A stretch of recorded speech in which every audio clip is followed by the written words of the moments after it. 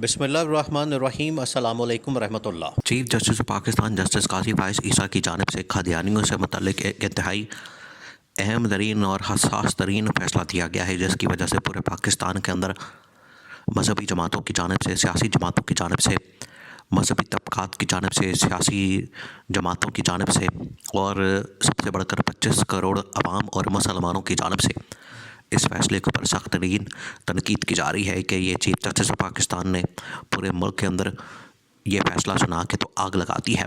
अब ये फ़ैसला क्या है, इसकी बैकग्राउंड क्या है, इसकी नौइयत क्या है, इस बारे में अहम तरीन इंफॉर्मेशन, अहम तरीन जो मामलात हैं वो आपको बताते हैं। और दूसरी जानिब जो पिछले दिनों एक जज थे, जस्टिस शाहिद जमील, उन्होंने इस्तीफ़ा दिया था लाहौर हाई कोर्ट से और उन्होंने इस्तीफ़े के अंदर अल्लामा इकबाल के अशार को भी कोट किया था।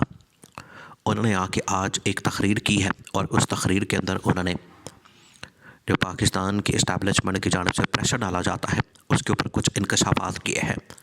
ये इंतहाई दो अहम तरीन मामलात हैं, इनको आपने समझना है। देखें, इमरान खान को पिछले तकरीबन कोई अब 200 दिन हो गए हैं जब से इन्होंने इमरान खान को पाबंद सलासल किया है, अडयाला जेल में रखा है और इमरान खान के साथ इन्होंने तमाम हरबे और हथकंडे इस्तेमाल करके देख लिए, लेकिन इमरान खान ने बता दिया, ये साबित कर दिया कि आज भी जो कौम है, जो पब्लिक है, जो आवाम है, जो 25 करोड़ लोग हैं, वो इमरान खान के साथ है। और 8 फरवरी 2024 को लोगों ने इमरान खान को वोट दे के, हैवी मैंडेट दे के, 3 करोड़ वोट दे के, 180 सीटें दे के, 2/3 मेजॉरिटी दे के लोगों ने साबित कर दिया कि पाकिस्तान के अंदर अगर कोई लीडर मौजूद है तो वो सिर्फ़ और सिर्फ इमरान खान है, इसके अलावा पाकिस्तान के अंदर कोई और लीडर मौजूद नहीं है।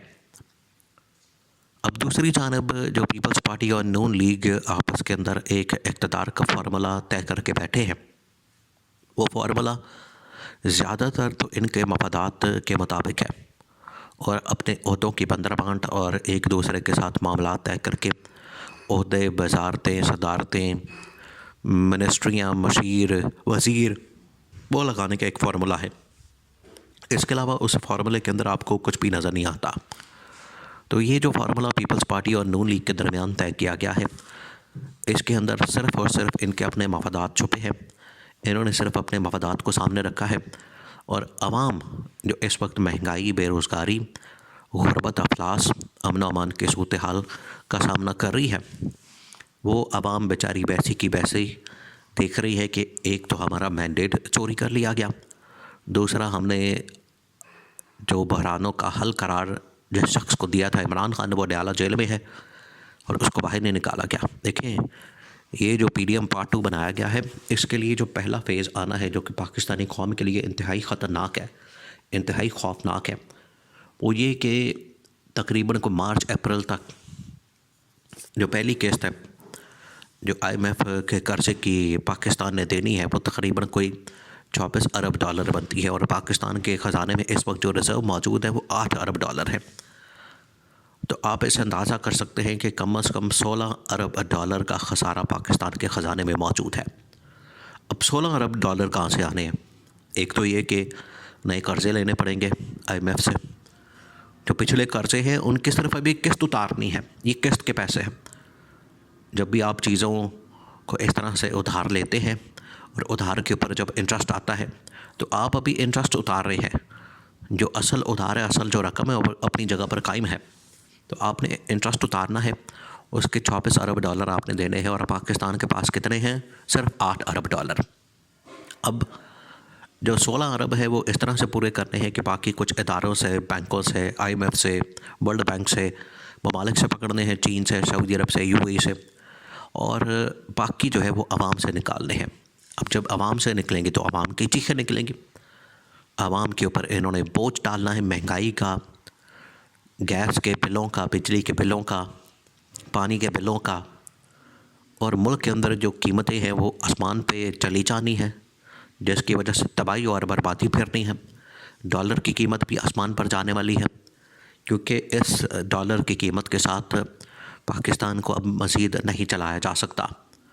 आपने डॉलर की कीमत बढ़ा के ही आखिरकार पाकिस्तान के अंदर जो ज़र मुबादला है वो ज़्यादा करना है और इन्वेस्टमेंट लानी है।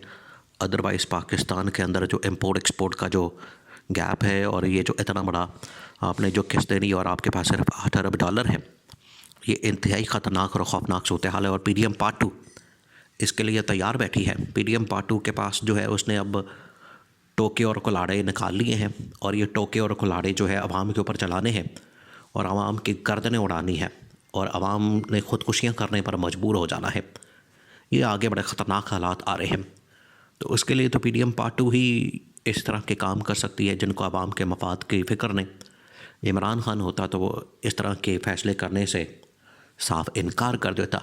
अब आ जाए ये चीफ़ जस्टिस ऑफ पाकिस्तान के ऊपर।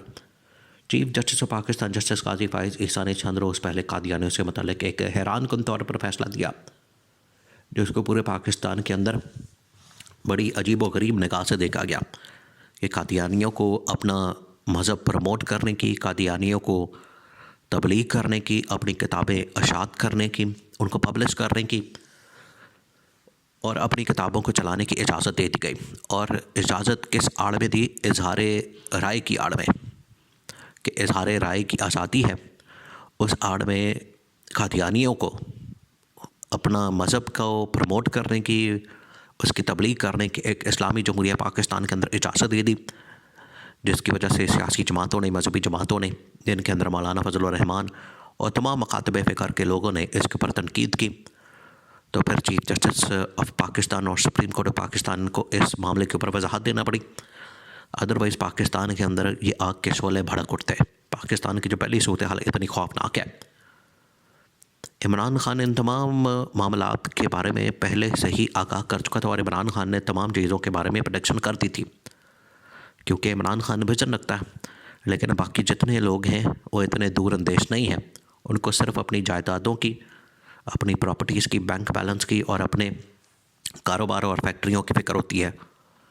दूसरी जानिब जस्टिस शाहिद जमील जो कि लाहौर हाई कोर्ट के जज हैं, उन्होंने भी खिताब किया इस्तीफ़ा देने के बाद। उन्होंने कहा कि पाकिस्तान के इस्टेब्लिशमेंट की जानिब से उनसे कई मरतबा रब्ता किया गया, उनसे बात की गई, उनको अप्रोच किया गया फ़ैसलों के हवाले से। तो इससे आप अंदाज़ा कर सकते हैं कि पाकिस्तान के इस्टेब्लिशमेंट किस तरीके से पाकिस्तान के मामलात अदालती निज़ाम के अंदर मुदाखलत करती है।